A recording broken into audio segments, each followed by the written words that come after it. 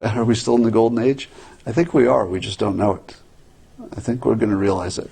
The pandemic threw us a loop, but we'll get on top of the pandemic, and I think we're going to learn so much from the pandemic that it's going to look like a better world when we're on the other side. Now, all of this depends on the fact that this technology works. I'm not the one who can guarantee that. I'll just tell you there are claims, and there have been at least some research and studies.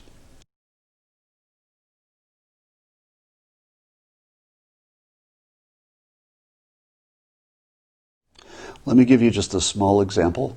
Restaurants and hotels now, instead of giving you a physical menu that's often out of date, will give you a barcode so that your menu appears on your phone. I love that. And here's a feature at this hotel. So I'm at the Four Seasons at Bora Bora. And a feature that the Four Seasons has is that you just use an app to text them for anything you need. So anything from room service to, making, let's say, scheduling appointments for things during your stay. You can just send one text, always to the same person, so you don't even have to worry what department you're sending it to. And so I sit over here and I just say, can you give me some coffee and some bagels or whatever for breakfast? And a text comes back immediately, 30 minutes. And then it shows up. And I think to myself, every way that this was done before needs to be eliminated. The only way I want to deal with my hotel is by text. It's great. And maybe this is how this becomes permanent. And the only way I want to see my menu is on my phone. That's great. And I wouldn't mind having air purifiers in my restaurant anyway, right? I don't care if it's the normal seasonal flu or somebody's got rabies, I guess that's a bad example, or tuberculosis or something. I wouldn't mind having one of those active pure air purifiers in every restaurant, no matter whether there's a pandemic or not. So there are a whole bunch of things that are going to be better because of what we learned from the pandemic. So yeah, I think the golden age is still on track, but delayed. China has decided to ban the Trump administration from, or ex-members of the Trump administration from ever entering China. To which I say to myself, is it getting a little bit too obvious that China and the Democrats are sort of, hand in glove? Now you could say to yourself, but Scott, they're not working together. They just both don't like the same thing. There's nothing unusual about that. But every time we see a situation where the Democrats and China are on the same page, there should be a little flag that goes up in your brain that says, maybe you ought to look into that a little bit more. So, honestly, I think there's an inevitability to China's control of our information and our government, I think. Because it goes like this. Whoever has the most money wins, just in general. Eventually, just because of the sheer size of China, if they just grow at some normal rate, and the United States grows at some normal rate, China's going to be bigger. And it won't take long, because they got more people, so that's all it takes. When they have immensely more money than anybody else, they can start bribing like crazy. And they can send millions of people to embed themselves in other governments and other countries until eventually they have full control of everything. So there are really only, I guess, three things you'd need for China to control everything. Immense amount of money, check. They have immense already, but even more coming. Are they willing to send millions of people into undercover jobs around the country or around the world?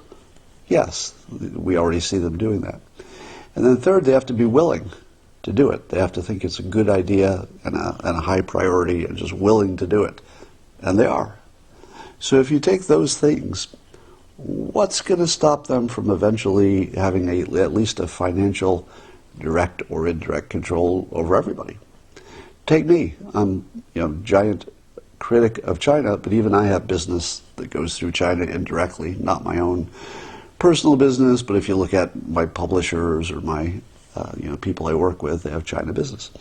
So pretty much everybody's got something to lose, or will have something to lose, if they speak out against China.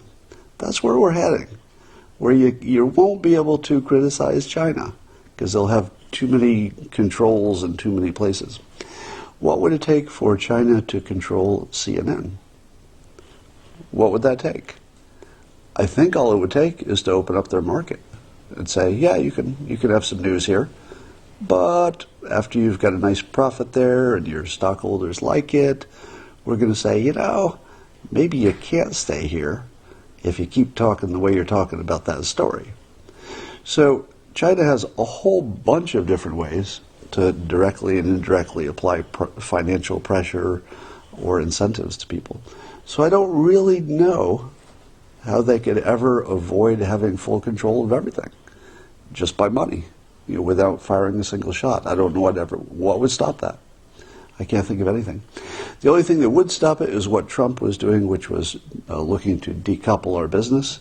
It looks like Biden's probably going to reverse that, I think.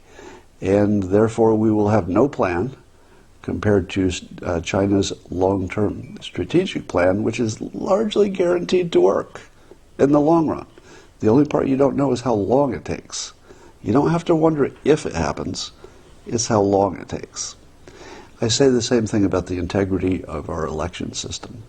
And I'll say it about every other country. Any country that has an election system and enough openness that, people can get in and mess with it if they had a reason to, eventually, I would think any voting system would be compromised by the intelligence agencies of either their own country, so that the intelligence agencies could have more power, or by an outside force. And again, it's exactly the same question. It's not if it's going to happen. It's guaranteed. It's just when. Has it happened already? Or is it in our future? That's the part we don't know. But it has to happen. There's no way around it in the long run. Of course, there could be surprises, right? So a straight line prediction of anything is always the worst prediction. So when I say it has to happen, that assumes nothing's different between now and whenever it might happen. But things change, so there could be lots of things that would get you off track there. I was also reading on CNN, which I read for entertainment, not news, an opinion piece in which somebody smart was on the air saying, and this is a direct quote from CNN, quote, and this is an opinion person, not a news person, who they had, it was an opinion person that they had on to talk about it. And this person said, it doesn't matter who it is, it's the point that matters. It's been very clear from the data that states that have implemented strong mask policies have a slower increase in the number of cases or even a decrease. But it's not masks alone, says this person. It's masks in combination with other measures such as distancing and improved ventilation and hand washing, etc. Now, I don't know if that's true or untrue. It's my personal opinion, based not on science, that masks probably work. And when I say probably, 90%, nothing's 100% these days. But I'd say, just my personal opinion, not an expert, not a doctor, and not even looking at the studies. Just the fact that if a mask slows down the spread from your mouth, and that's the problem, it just makes sense. It probably works. And social distancing, how do you get something from somebody you're not near, right? So it makes sense to me that these things work. But why have I never seen a reliable study or set of studies that say that? Doesn't that seem missing? Is it because of my news sources? Because the gentleman who made this claim didn't point to a source. How many people believe that this is a true statement, that science has looked at the data and they're quite certain, based on what they've seen, in a scientific, logical, data-driven sense, that masks work? Where is that data? Now again, I believe they do work. I think you should wear your mask until there's, some proof that they don't work, and we don't have that. But where is the evidence that they do work? Doesn't that feel sort of suspiciously missing? I think it's just the most obvious thing, right? If wearing masks is so important, why doesn't CNN and anybody who wants us to wear masks point us to the data and say, look, we're not making this up. This is not us just trying to guess on science. We're looking at actual studies. Here are the studies. You can look at them yourself. Take your skeptics in, look at them, and you can see that these masks work. Now, Democrats believe these studies exist. I think they might. I'm not saying they don't. But why don't I know that? At this point? And I like to use myself as sort of a canary in the gold mine, or in the coal mine situation, which is I follow the news pretty closely compared to the average citizen. Pretty closely. I follow it on the left, I follow it on the right. Every single day I check both CNN and Fox and compare their stories. Every day, as part of what I do here. And I don't know where I would look to find the definitive study or studies that confirm that masks are lowering infections. Now, I have seen lots of studies of laboratory tests. If you've seen a laboratory test where they say a mask doesn't have the density to stop the virus because the virus will pass through, do you know that those are worthless? Because you might not if you only watch news that's sort of right-leaning. You could test all day in the laboratory, but it's not really testing the real-world situation. I'm pretty sure the only way you would know if masks work, because obviously air is getting out somehow. You couldn't exhale unless the air was getting out somehow, right? Anyway, my bottom line on masks is that it's not just that we don't know, it's that they're not pointing us at an authoritative source. And that's got to bother you, right? If they want us to believe masks work and the science is unambiguous, that's what the claim is, how come they don't just point to it and say, here it is? And every time this subject comes up, Joe Biden says, look, I know there are a lot of doubters, but here's a link. Go look at it yourself. Ask your best data people to look at it. It's really clear. It's right here. I don't think that exists. Now, part of the problem is that I don't think you can measure it. I don't think that we have the ability to know that a certain, let's say, city or state had better or worse performance because of masks. I don't think we can know that. I think we can only know what happened. We can't know why. Now, statistically, you could often, tease out a cause, but there are so many variables going on, and we don't understand the interplay of all the variables, and they're big ones. We just don't know. I mean, until recently, we didn't know that it's hard to get the virus from a surface. We didn't know until recently that the super spreaders are really the problem, right? If you could get rid of all the super spreaders, you'd probably get on top of this pretty quickly.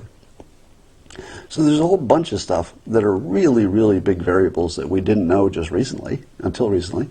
And I would argue there's probably a whole bunch of variables we still don't understand.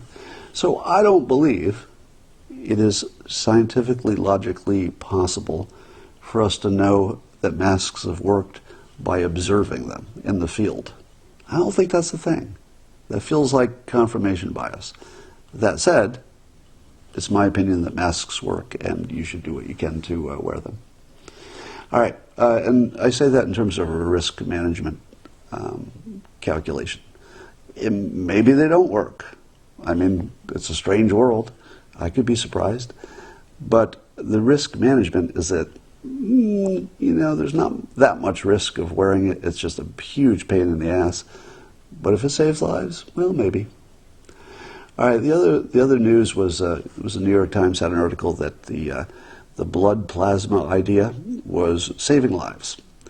Now, the idea is that you would take some blood into somebody who had already recovered and had antibodies. You pump that blood or some condensed version of it into somebody, and they would acquire the antibodies from the person who got them, and then they would be better off.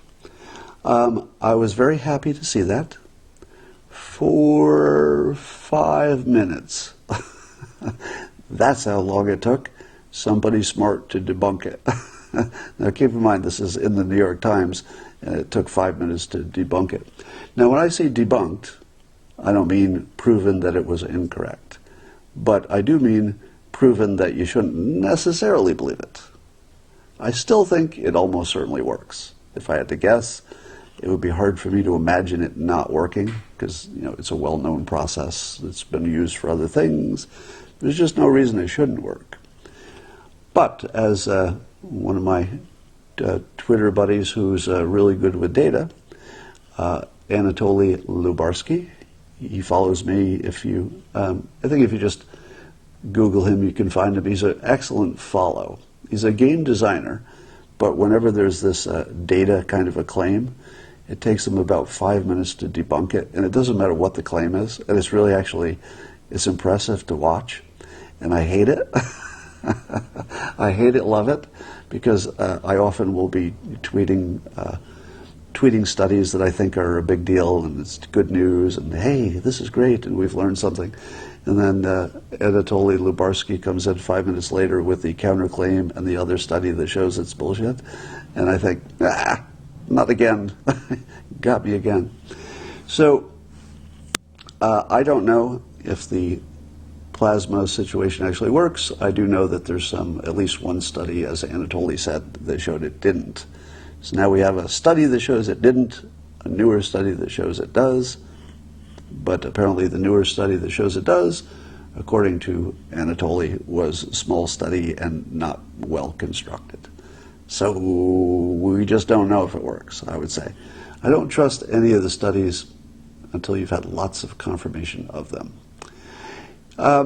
Here's one of the things that, and let me back up to something I'd been talking about before. I told you I was going to form a news review board, if you will. It's a brand new idea, and the idea is to find some independent thinkers who you could rely on to tell you what fake news is fake news. Now, that should be helpful for people on the left and the right, right? It's not about just calling out CNN. It's about calling out everybody. So it doesn't matter if you're left or right. And at first I thought I would organize it, meaning actually have a group of people who talk to each other, and they know exactly what the topic is, and then they rule on it or something like that. But I'm starting to think maybe I should just create a list of trusted sources, and then you can do what you want. You can go follow them, and you'll get just follow them, and you'll get better ideas. I'll tell you who's on the list so far for different topics. All right, Andres Backhaus, Michael Schellenberger, Michael Tracy, Eric Weinstein, Christopher Hill, who also is great at just using the logic of anything that's technology related. And then I'm going to put Anatoly Lubarsky on there. Now, none of these people asked to be on my list, and they may not be happy to be on the list. I don't know. I'm just saying that if you were to follow the people I mentioned, and I'll add to it as I go, you would get the point and the counterpoint to a lot of things which you've only seen the point to. If you've only seen a claim, you don't know anything. So these are the people that you would rely on to look to know where the counterclaims are, and to look at the counterclaims and the claims and give you a sense what's crazy and what's not. Right? Doesn't mean that these are the people who will be right every time. It does mean that they're very smart, and they have independent minds, and they have a background and history of being wherever the data goes. Very rare. They're very rare to find people who will follow the data and the logic, and will do it in public, and will do it consistently. I named a few. Well, I'll be adding people as we go. All right, so that's where that's at. I don't know that it needs to be organized. Maybe you just need to know who these better minds are, and you can follow them. All right, we've learned recently that the super spreaders are the big problem, and that those people who are super spreaders literally have more virus in their mouth and nose. So you can find that some people just have a big dose, and when they talk or sneeze or whatever they do, or cough, they have more virus to send out, and that's worse. And here's a question I ask, and I assume this is not possible, but I just like to think of fun, optimistic things sometimes, so don't take this too seriously. If a gigantic amount of virus in your mouth means something, could you invent, is it possible, a lozenge that would turn color or change taste if you had the presence of a lot of coronavirus? Is that possible? Now, the first thing I say is the cheap, fast tests are a chemical reaction in which something changes color, right? So are those deadly chemicals? Are those chemicals you would never want to put in your body? They should only be in the chemistry test. Or is there any way you could make a lozenge that would, you suck on it for a while and then you take it out and look at it and find out if it changed colors? And you could just take one every day. Just take a lozenge every day. Now, suppose there was also a lozenge that you knew would kill coronavirus. And you said, hey everybody, we don't know if you have coronavirus or not, but why don't you just maybe chew on some of these lozenges a few times a day? Would that make a difference? If you used the right mouthwash, would it get rid of the coronavirus in your mouth? Or do you need something more specific to get rid of a virus in your mouth?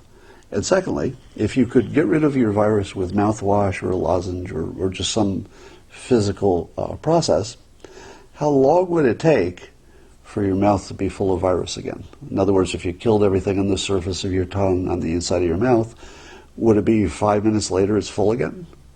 Or is it tomorrow? Because that's a big deal, right?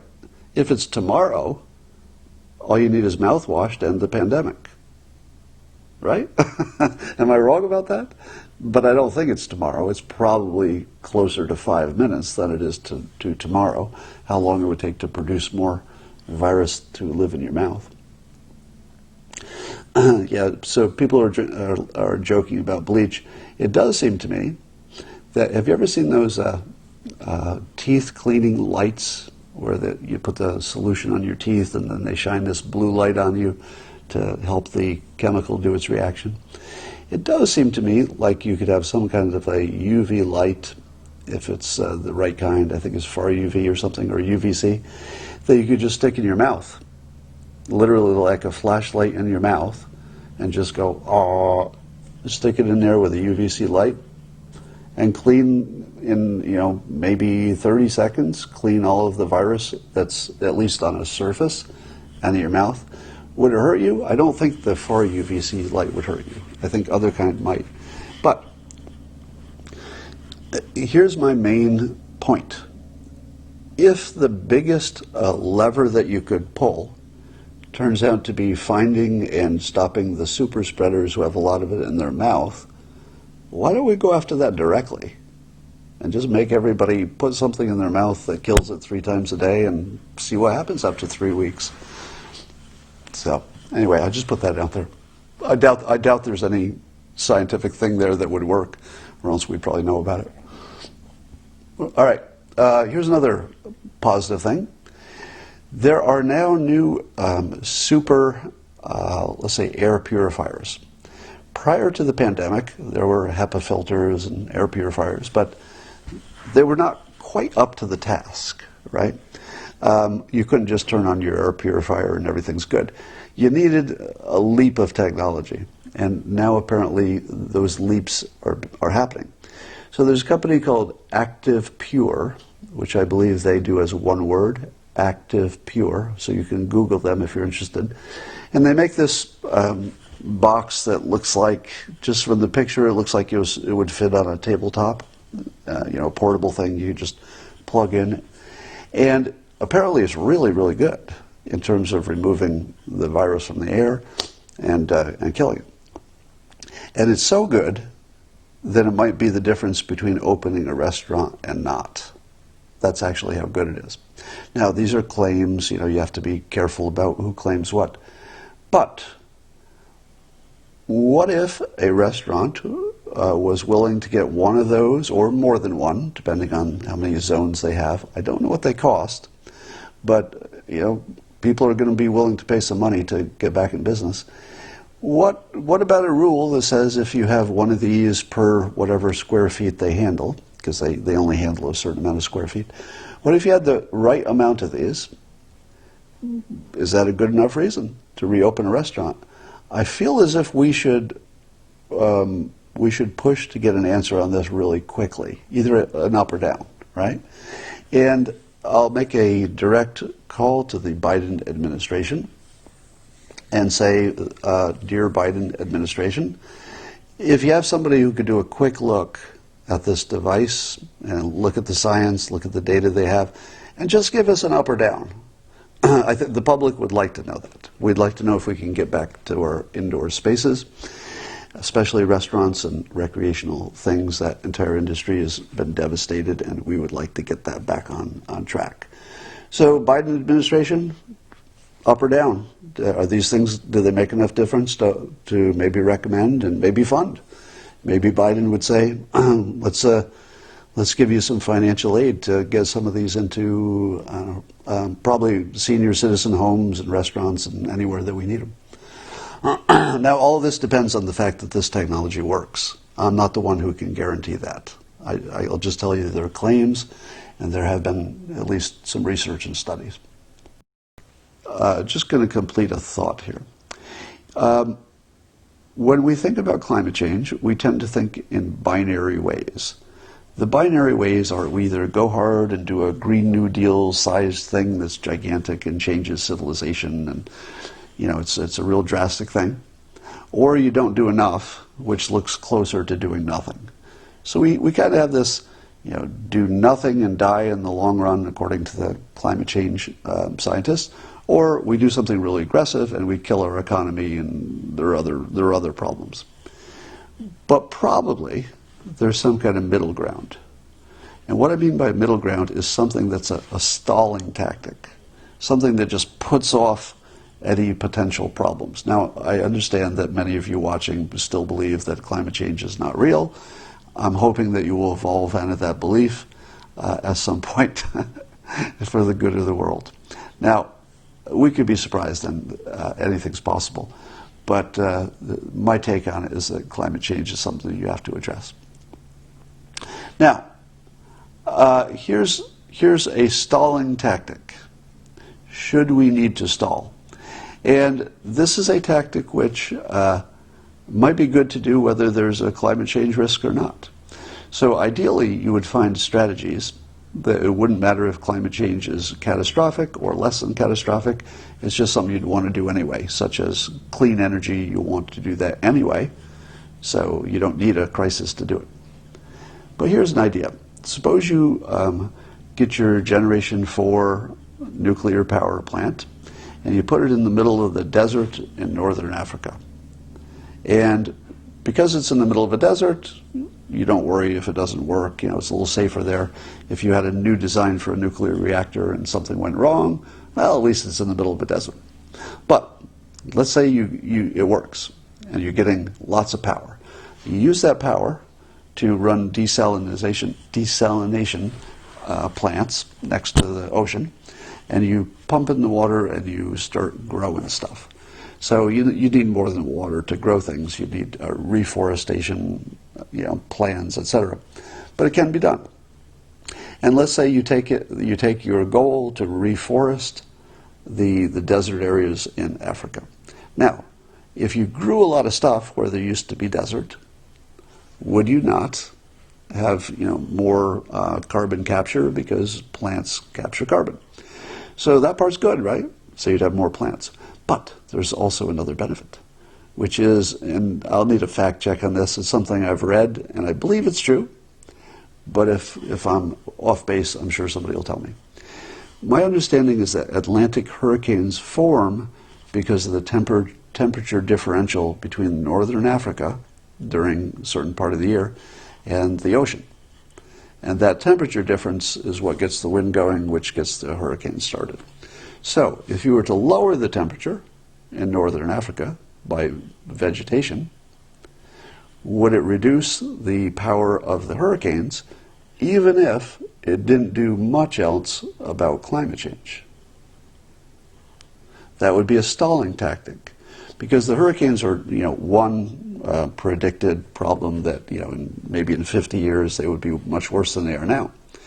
But if you started now and tried to increase your vegetation and cool down the northern Africa, could you make a dent in it? Could you do enough in time to make a difference? Well, so I just put that out there as a question. Now, somebody asked me when I mentioned this the other day, what about all the salt brine that's created by desalination? And that's a problem, because you don't want a bunch of basically condensed salt. You don't want to throw that in the ocean. Even though the ocean is salt water, you don't want too much of it in one place. So the way they get rid of it now is they've got an expensive process where they spread it out and it goes back into the ocean, but they spread it out so it doesn't matter. Apparently, there's a new process where you can fairly easily change the salt brine into something commercially useful. And oddly enough, some of those commercial uses are making desalination plants more efficient. So you can actually take the salt brine, turn it into sodium hydroxide, and it's a caustic soda, blah, blah, and it can be used to pre-treat seawater going into the desalination plant, and pre-treating it helps the process not gum up the works. So apparently they can make money on this salt brine, and what they don't use themselves they can sell because it has some commercial value.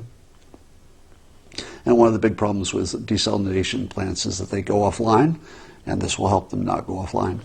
So I'm just going to put that out there. I have no idea if this are just dumb ideas or not, but there probably are some stalling tactics that would be good no matter what, right? Wouldn't you like to have fewer hurricanes? Sure. Wouldn't you like to be able to reforest a desert, make it more useful? Sure. So maybe reasons to do it anyway.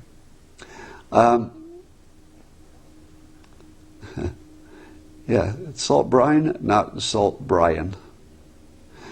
Somebody says give it to Elon Musk. Well, I think first you need the nuclear power, because the desalination